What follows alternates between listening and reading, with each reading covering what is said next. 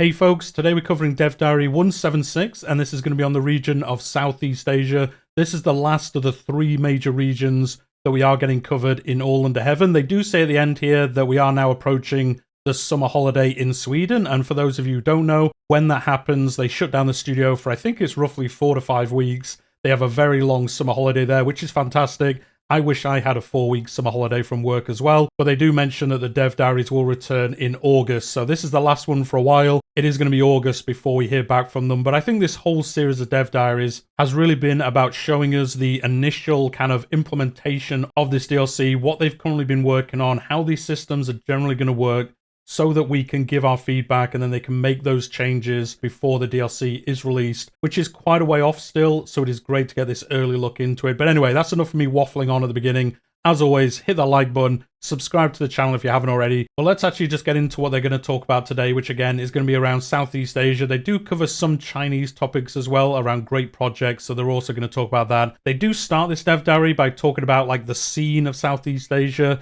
like a rough overview of like what is going on here, why they made some decisions. I'm not going to go through all of that in this video. It's already going to be long enough as it is. I will, as always, leave a link to this in the description down below so you can go read this if you are interested. But everything they mention here is discussed later on, so I didn't want to kind of like pad out the video any more than it really is going to be. The main bit they talk about, though, is that unlike even places like India, in Southeast Asia, or how they're representing Southeast Asia, is where like the ruler is seen as a actual god on Earth, and that is how the mechanics are going to play out in this area. Very different to most places. This is going to be very piety focused. They have mentioned that before, and they're going to talk about that during this whole Dev Diary. And the first thing they are going to talk about is this Mandala government type. So today they're going to explore with us the god kings and queens of Southeast Asia, the Mandala. Historically, these governments relied heavily on religion and faith, evolving around one Mandala ruler who stepped up with a claim to be a divine being themselves. Unlike, I guess, like feudal Europe, where you weren't seen as a god, you were there because God like placed you in that position. Obviously, with the Pope, you couldn't really claim to be a god yourself. That would have been looked down on in some ways. In this area of the world, you're actually saying like, I am actually like a god on Earth almost. And it is around that theme that these realms will play through. And you can see on the screen here, you can see Angkor looking really cool on the map here. Nothing else really crazy standing out here. Again, I'm sure we'll get a special UI for this. It looks like it's using the same UI as they showed off for Japan at the moment, but I would imagine this will get a different look by the time we actually get to play it. From a balancing perspective, they say the design intent for Mandala is to present the player with a new challenge, so something that's different to elsewhere in the game. And as they're going to show us here, Mandalas start weaker and then will gradually build their power as you progress through the game. Kind of like dynasties, getting more and more powerful as you play. That's how these are going to also play out. So you're building it over time. It isn't going to be like feudal, where you can just immediately have power and then you're kind of good to go for the rest of the game in some ways. In this region of the game, you're going to be building your power over time, I guess, unless you pick one of these realms that starts with a lot of power at the start. So the next section they've got here is just called God Mode. As mentioned, Mandala revolves around faith, and in line with this, piety is the main resource of this realm. Building your first Mandala capital temple complex, use piety. Designing your divine ruler, use piety. Convincing your immediate surroundings that you are indeed a divine being who they should devote their whole life and the kingdom to, well, accumulate piety. So it's all about getting piety and then spending piety on things. And then also as part of this, they have talked about this previously as well. As you can see on the screen, levels of devotion. There's a whole bunch more of these. There's in fact 3 new ones. So religious icon is generally the last tier that you can get elsewhere in the game, but in this region you can be divine, demigod, or you can even be godlike. And then obviously with those new 3 ranks, well, how do you actually get those? How are they kind of separated away from the rest of the game? You can see that on the next screenshot. This character has exalted devotion. This character is rumored to be truly godlike and has access to 3 additional levels of devotion. So that's how this is going to show in game, so you can see those different levels. You can actually get a bit of a spoiler on the new icon in the middle there with 4,000 piety. They're going to show those off in a second though. So how does that buff actually work? In game, if your character reaches one of the new levels of devotion, your successor gains a buff that allows them to progress to the next level of devotion, and so on and so on. This will continue until you establish a lineage of godlike characters. So I guess at the start you can only reach the same as other players, religious icon, and then your next character can be divine, and then your next character after that could be demigod, and then your next character after that would be godlike, which is the highest tier. I'm sure there's ways where you lose these, like if you play an especially sinful character, maybe this buff drops off or something like that, and you've got to start your way through the whole process again. And then, as I mentioned earlier, they have created these 3 new tiers of the piety icon, and I think these look fantastic. You can see the Christianity, Islam, a bunch of the other major faiths here. I just love how these look, progressing from sinful to this new godlike. I mean, the icons just look fantastic. I really like how this is going to look in-game. Next, they're going to talk about temples. What more might a mighty god king possibly need in this world, you might ask? Well, how about some temples? So in All Under Heaven, they're introducing a new holding type, the Temple Citadel. This will be the main building for Mandala rulers and will also be valid as a capital for most other landed governments alongside the castle holding. This is done to make sure that this building doesn't get destroyed if like a tribal ruler, a feudal ruler, any of the other rulers in the area come in, take over this land. It won't automatically get destroyed if you are a non-Mandala government type. The temple citadel of your capital is the main location for your temple complex, a temple with additional defenses and a fierce focus on the level of devotion and the foundation of any self-respecting god king. These great buildings are built using the new Great Projects feature, and they're going to talk about that later in the dev diary. And then also they do mention in a future dev diary, they're going to really go into that feature. So I guess in August, October. The resulting great building or temple complex supports your realm in expanding your domain limit and vassal limit within your Mandala realm, and by increasing your radiance as a god king, your ability to attract tributaries and vassals, and they're going to talk about that later in the dev diary as well. So you can see an example here, capital temple structure. This is a majestic temple, a lot of extra piety, domain limit +2, maximum vassal limit +15, extra tax, tributary opinion. This is almost like the different levels of dominance, I suppose, in the latest nomadic realms. It kind of works a little bit like that. You can see the modifications this gives for your realm, and you could obviously plan to expand this all the way up to level 5. And then they do mention, going back to it not being destroyed, if another type of government takes over this location, that new government actually doesn't get the stats from this. They say it just becomes a tourist attraction and like nothing actually happens to it. It just sits there unless another Mandala government type takes over that area. You can see in the screenshot here a small tooltip on what happens when you build the foundation to this building. So you get the building holding, you get the great building itself, and then you also get a bunch of prestige. But that's just like level 1. You can expand this, as they said, all the way up to level 5 and things like that. The next section is called What's Your Aspect? Before even starting the construction of your complex, the Mandala ruler needs to pick one of 4 Mandala aspects, loosely based on the Hindu god aspects. These aspects will heavily impact the way you choose to approach your Mandala playthrough. And the first one, as you can see, is creation. Unlocks bonuses to chaining construction and gaining piety from child rearing. They do mention that second line should primary pass on through peaceful means. They're going to talk about what that means later on, so we won't cover it too much here. Serenity unlocks bonuses to befriending, as well as including allies in the request contribution interaction. That is all around great projects. They're going to talk about that later. Destruction unlocks additional caster spell eye and bonuses to military power. And then Trickery unlocks additional schemes like Disbelieve Mandala and provides bonuses to certain schemes,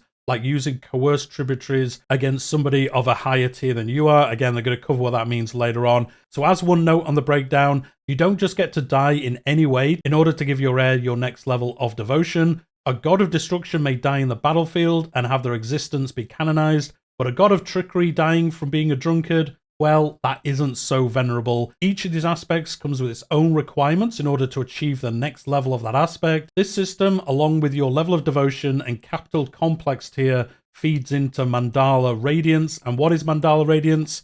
That is what we're going to be talking about next. So multiple rulers in Southeast Asia claim to be the next Devaraja, asserting their own divinity. Well, how impressive is your temple complex? Mandala Radiance, which indicates your attractiveness and helps gauge your competition, is unlocked as soon as you have orchestrated the construction of your first temple complex.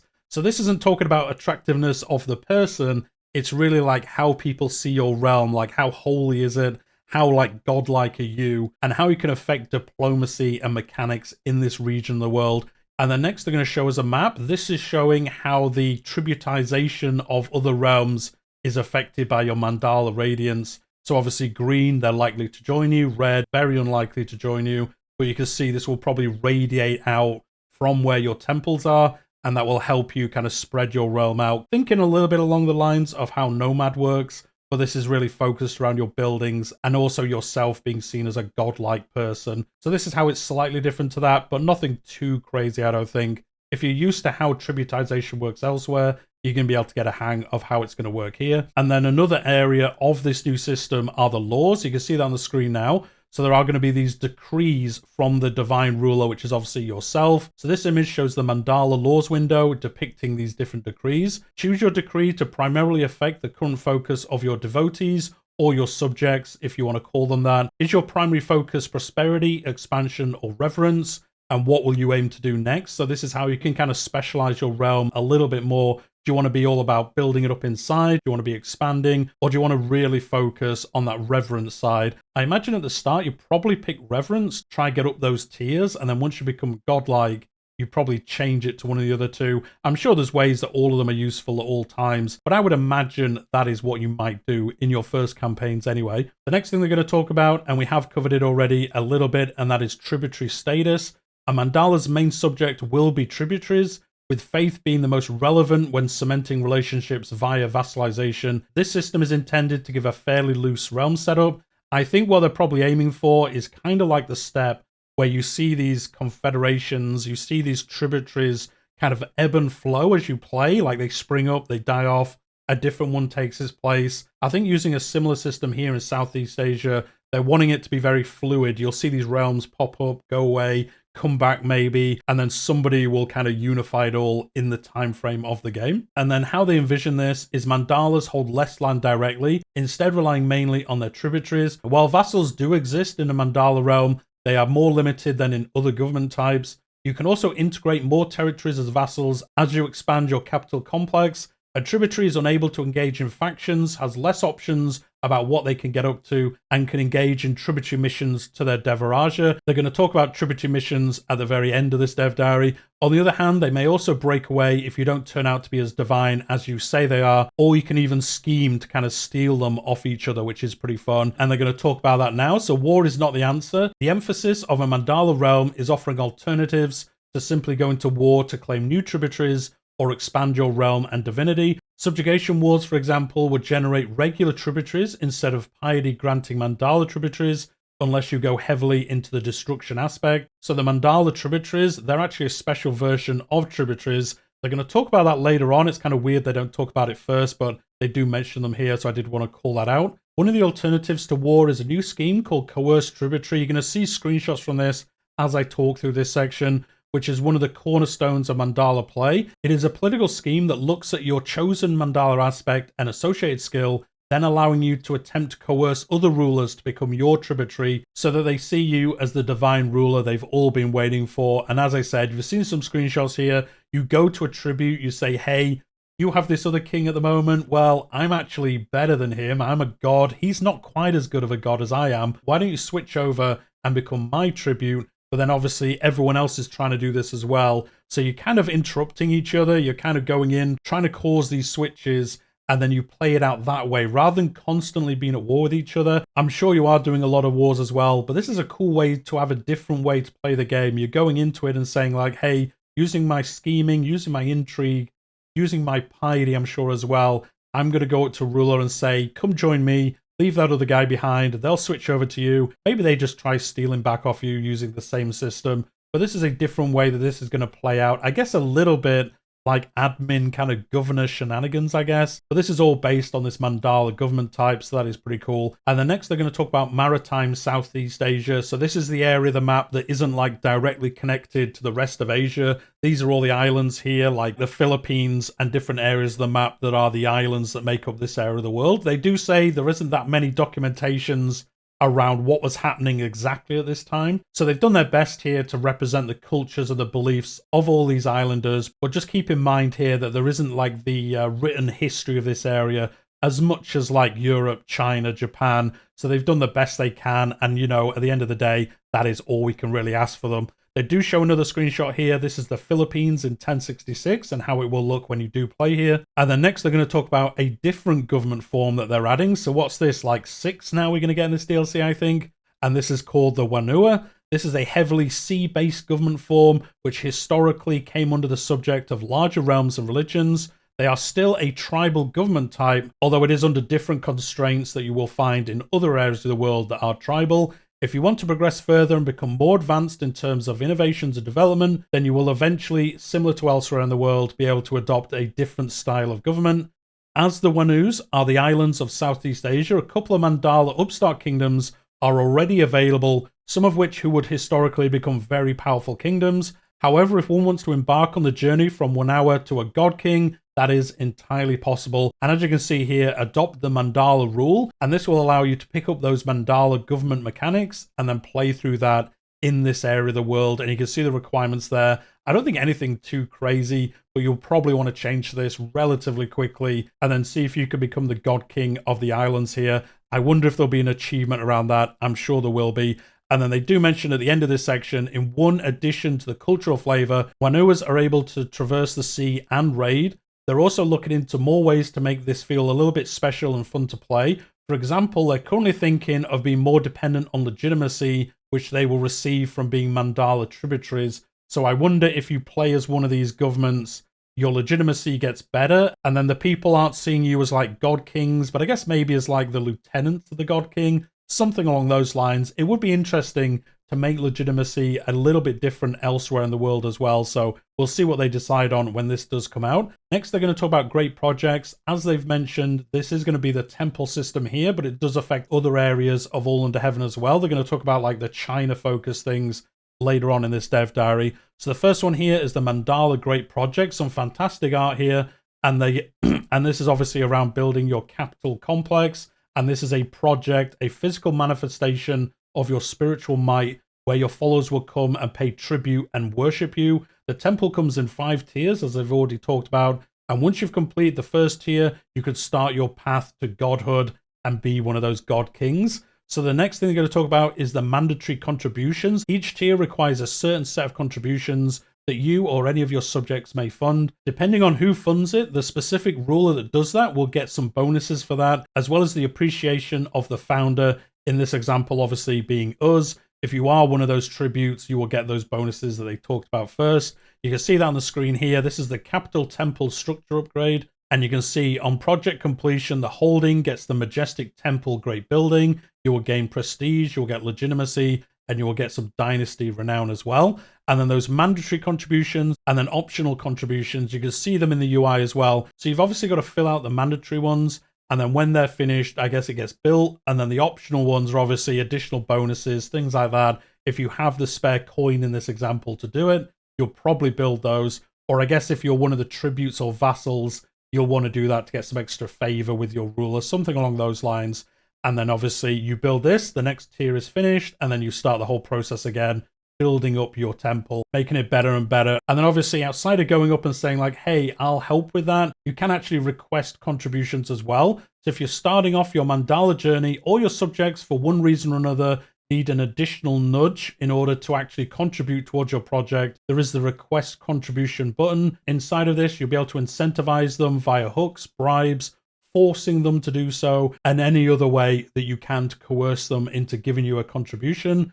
Once you've completed the final tier, an achievement likely spanning generations in the game, you will establish yourself as a ruler and receive a huge bonus to the Mandala way of life. So you hit that top level on top of getting like the maxed out temple. It sounds like you get a big boost of probably like piety, prestige, some other kind of local bonuses I would think of as well, and see what you can do. And I guess as another ruler, can you go in and then steal the temple and then you get all those bonuses? I presume so, although they don't really talk about that in the dev diary today. And then as I mentioned, this has been discussed elsewhere. So we're going to talk about Chinese great projects next. So in China, the great projects are more focused on large-scale infrastructure and other improvements that require several contributors. Examples include building more of the Great Wall or improving the Grand Canals. These projects allow the Emperor to either contribute significantly on their own to show off their power, or present an opportunity for ambitious subjects to get into the good graces of the Emperor. And you can see the Great Wall here in some art. This is obviously showing where they were saying you can expand the Great Wall, build additional sections, and potentially finish the Great Wall during your campaigns. Another opportunity to show off your standing is provided by great projects that spawn after natural disasters. While natural disasters may spawn in geographically turbulent areas all over the map, so that does confirm it isn't just for the DLC areas.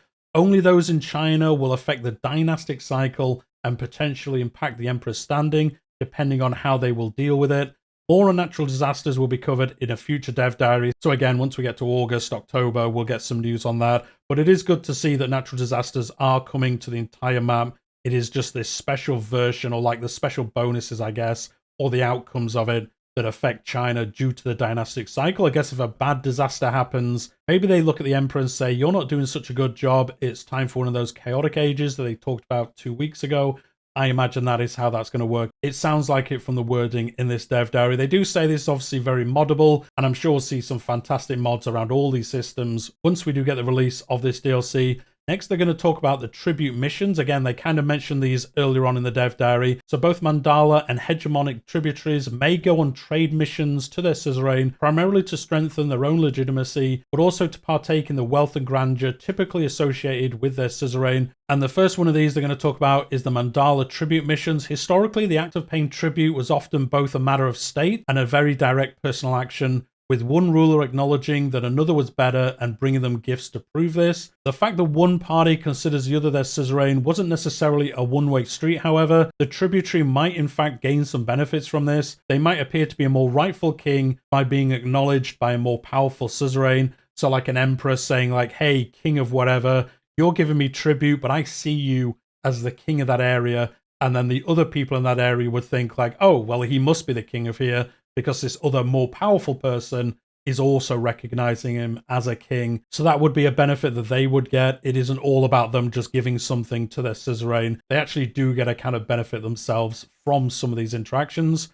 Since the passive payment of resource over time does not quite cover the interpersonal aspects of relationships like this, they've added what they call tribute missions, as they're talking about here, to be used for tributaries and other voluntary types that you would see in Southeast Asia. To preserve these relationships, at least one such tribute needs to be undertaken per suzerain's lifetime. So again, this is kind of like, paying homage to the king. If you're feudal, you'll say, hey, you're still my suzerain, but I've made a trip to see you, and here's some tribute that I've given you. And then you both get those kind of benefits depending on what's going on. So the pay tribute mission starts off with a decision that allows you to decide what kind of tribute you will bring, and types depending on who your suzerain is. For example, if they utilize eunuchs, you may gift a eunuch to them. If they have concubines, you could give them a concubine, for example. You can see that here. Select tribute. You can only bring the expected tribute to this ruler. Start traveling to their capital. Bring only the expected tribute. Offer more gold. Offer a concubine.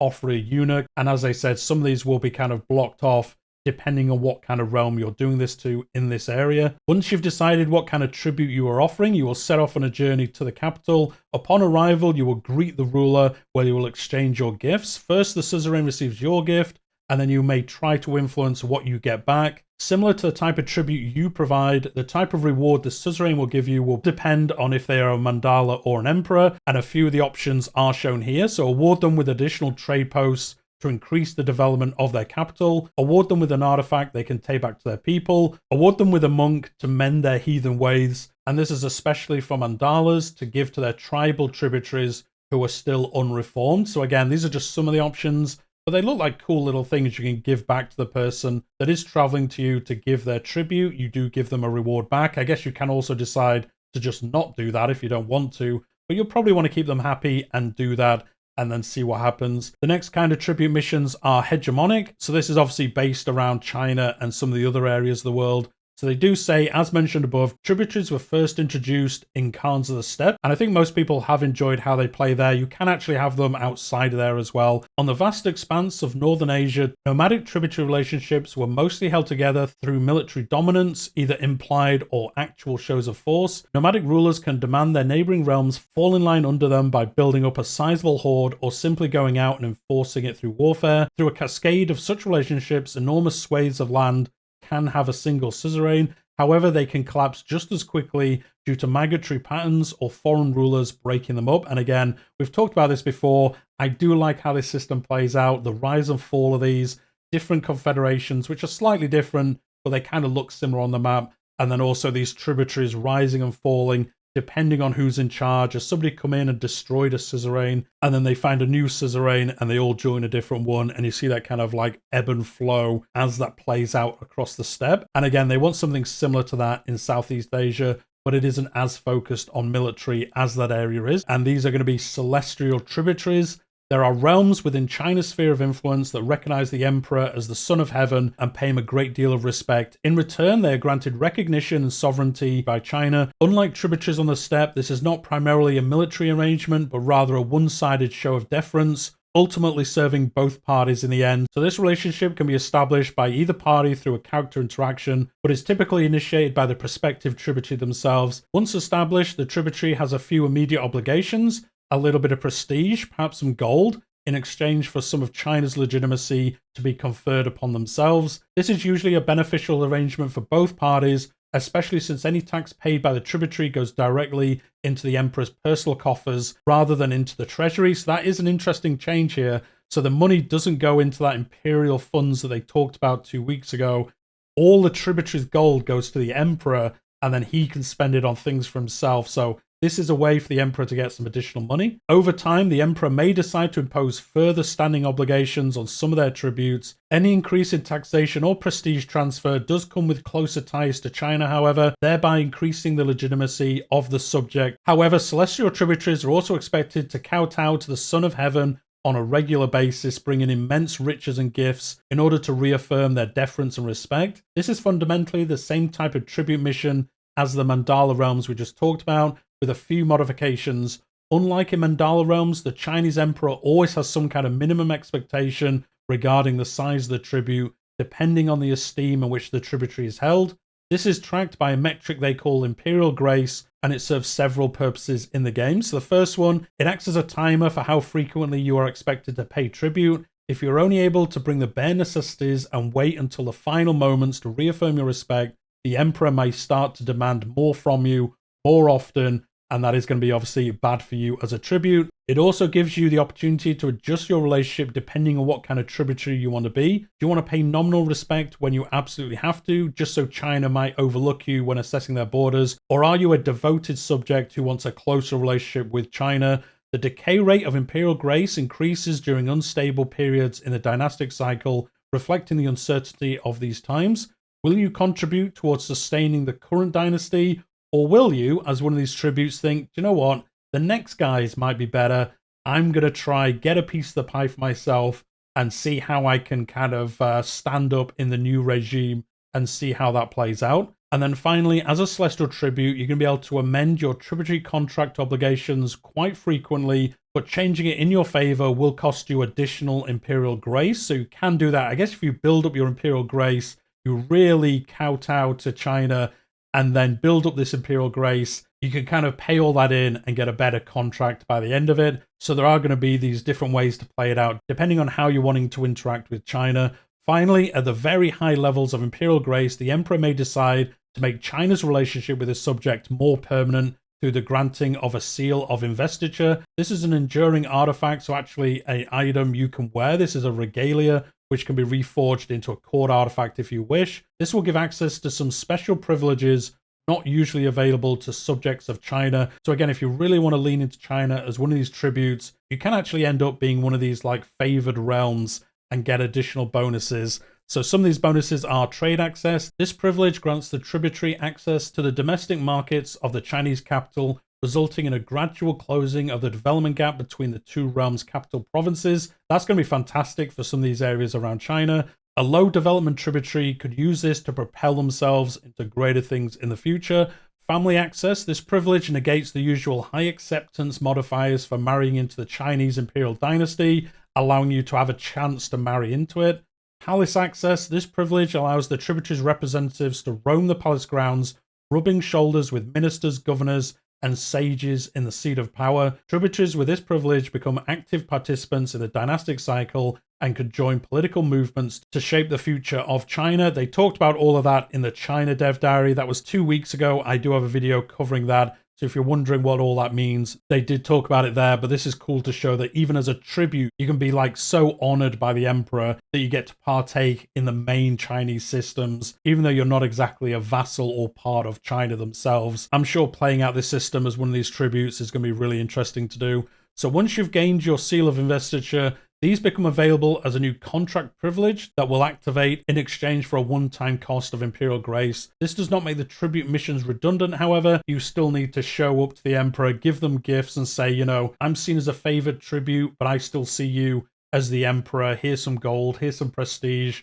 here's a eunuch, etc. You can't really slack off on those things because ultimately you'll fall back down the pile again and lose these bonuses. It is important to note that the Celestial Tribute contract is a formal agreement between a realm and the Chinese Emperor. The contract is inherited upon death of either of these people, but if the hegemony title is lost, the contract will be broken, even if another claimant dynasty later restores it. As long as the dynastic line is unbroken, however, accumulated imperial grace and privileges that the contract yields will be maintained for centuries. So I suppose if you are this top tier, you've got a lot of things invested in this emperor and his dynasty. I suppose you're going to want to make sure he stays in power and try strengthen his rule even ultimately, so that he doesn't lose power, another dynasty comes in, and then everything you've done has been for nothing. You lose all your power, and you've got to start again as one of these tributes and build your way back up and see what you can do. Maybe get into their good graces, or if you don't like them, you know, try push the realm into one of those chaotic eras and start the whole system up again. And then the last thing they want to talk about here is the difference between the two tributaries that they've been talking about. A celestial tributary is a type of hegemonic tributary specific to China. However, other hegemony titles such as India and the restored Rome can also have these systems. Instead of having imperial grace though, they will have subject standing. They will not have the seal of investiture mechanic because that is built into the China mechanic, such as the dynastic cycle, things like that. So it wouldn't really work in those other two realms. But they did want to mention here that that India and Roman version of it does have a similar system to this. It's just not exactly the same, which I think is fine. The focus of this DLC is China, the areas around it, Japan, Southeast Asia. Adding it to those two realms is cool anyway. Having India and Rome being able to become a hegemony is awesome anyway. I think it's fine that they don't get all the mechanics around this. I'm sure if we get an India DLC in the future, they'll get some additional stuff around this so that you do have it a little bit more rounded out and a little bit more functionality around it. But I think it would be a lot to ask to be like, hey, that 2% of players who found the full Roman Empire, why don't they get another crazy mechanic in there? I think we will get that in the future. But anyway, they did want to mention here, it does play out a little bit differently if you are in those areas. And with that, that is the end of the main dev diary. They do talk about modability. I won't cover that here. As I always say, I play fantastic mods. I have no idea how to make them, but there is a whole section talking about how you are going to be able to mod it. And then the very last section, similar to last week, is just called Map Corner, and they show off some of the maps here from 867, 1066, and 1178, and I'll just show them on the screen here. So let me know what you think about this dev diary. I'm really looking forward to playing Southeast Asia. It sounds like a really fun place to be. The focus on piety, it sounds like they are trying to make it play out differently to anywhere else in the world. It isn't going to be like Scandinavia, but in the southeast area of the map. It is this piety focus, rather than, I guess you could look at like prestige-focused tribal areas, and then all these different mechanics, building up your temple, showing people you're a god king, you know, trying to influence everyone around you, and then ultimately, I guess, spread northwest and see how well you can do. How do we think these will stack up against like China and Japan? Do you think the mechanics that we've been shown, will you be powerful enough, or will you feel like you have to change to one of these other government types to expand across the map? I'm sure they'll cover that in a later dev diary, but again, let me know what you think. I think this looks cool. I like the great project system. It'd be fun to hear how the disasters play out in a future dev diary. But anyway, let me know what you think. Hit the like button if you have enjoyed it. Subscribe to the channel if you haven't already. I'm covering all the CK3 dev diaries. Again, there's going to be a break now until August, unfortunately. But, you know, these guys work hard. They deserve their summer holiday. I've got no gripes with that. But we will have a break now for quite a while. But I do also cover EU5 on the channel in a similar manner. So if you enjoy this kind of content, I cover the other upcoming Paradox game that follows on, I would say directly from CK3, as it used to do from CK2, but it does overlap slightly, which is interesting, seeing the mechanic and how they play differently between the two games, as they do overlap the year in history that you are able to play through. But anyway, that's enough waffling from me. Hopefully you've enjoyed the video. I'll see you all in the next one.